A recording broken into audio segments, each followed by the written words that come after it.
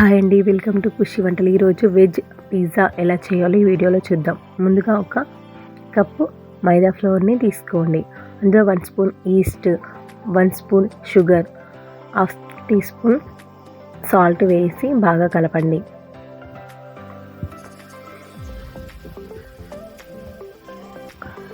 ఇందులో కొంచెం కొంచెం కర్డ్ వేస్తూ పిండిని కలుపుతూ ఉండండి.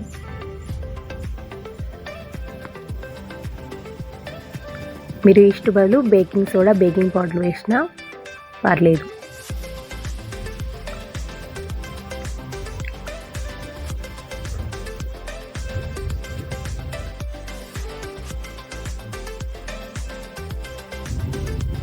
ఇప్పుడు పిండి ఇలా ముద్ద అయినాక దాన్ని మంచిగా మెదపండి. పిండిని బాగా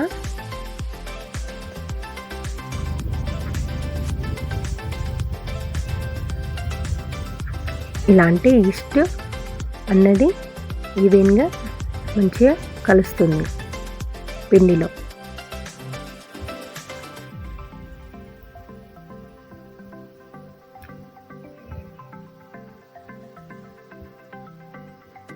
ఇలా సాగాలండి పిండి మంచిగా. ఈ విధంగా ఏ లైన్ లేకుండా ఎంత సాఫ్ట్గా ఉందో. ఇప్పుడు ఇందులో 1 స్పూన్ ఆలివ్ ఆయిల్ వేయండి. ఇప్పుడు 45 మినిట్స్ పక్కకు పెట్టేసుకోండి. ఇప్పుడు ఇక్కడ నేను బ్రిటానియా చీజ్ తీసుకున్నాను. మీరు మొజరిల్లా వాడినా పర్లేదు.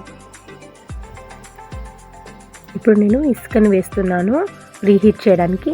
మీరు ఇసుక ప్లేస్లో సాల్ట్ వేసినా ఓకే. పిండి ఇలా 45 మినిట్స్ తర్వాత ఈ విధంగా అయిందండి. ఇప్పుడు దీన్ని 2 భాగాలుగా చేస్తున్నాను.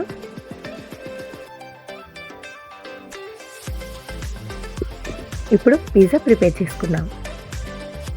ఇప్పుడు ఒక ప్లేట్లో నెయ్యి వేస్తున్నాను.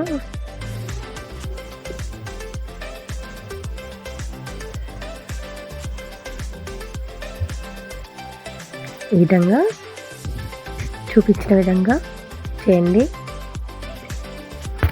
అంచులు అనేవి కొంచెం మందంగా చేయాలి, ఎందుకంటే మనం స్టఫ్ లోపల పెట్టేటప్పుడు బయటకి వెళ్ళకుండా ఉంటుంది.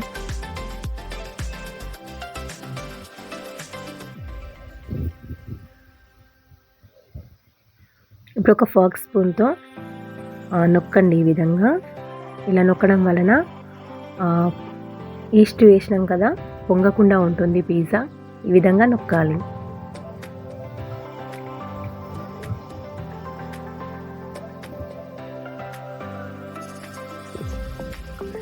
ఇది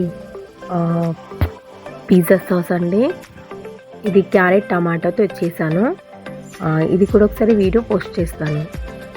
ఇందులోనే చిల్లీ ఫ్లేక్స్ కూడా యాడ్ చేశాను, కాబట్టి మళ్ళీ ఎక్స్ట్రా వేయట్లేదు చిల్లీ ఫ్లేక్స్. మీరు కావాలంటే మళ్ళీ అడిషనల్గా తీసుకోండి. ఇప్పుడు పైన చీజ్ చల్లండి.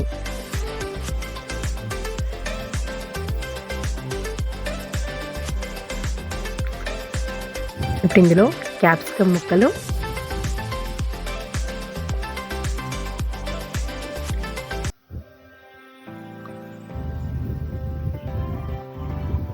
ఉల్లిపాయ ముక్కలు, టమాటో ముక్కలు పెట్టండి.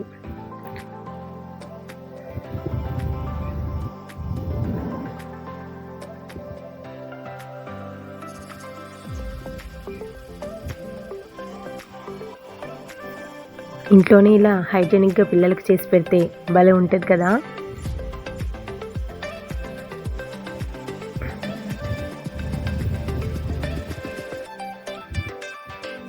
ఇప్పుడు దీన్ని ప్రీహీట్ చేసాం కదా, అందులో 15 మినిట్స్ బేక్ చేయాలి. మీడియం ఫ్లేమ్లో బేక్ చేయాలి.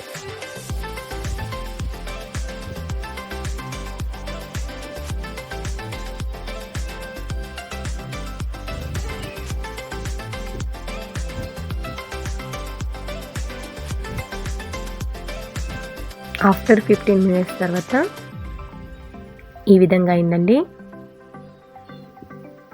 ఇప్పుడు పక్కకి ఇంకొకటి పెట్టేసుకున్నాం కదా, అది కూడా బేక్ చేయాలి.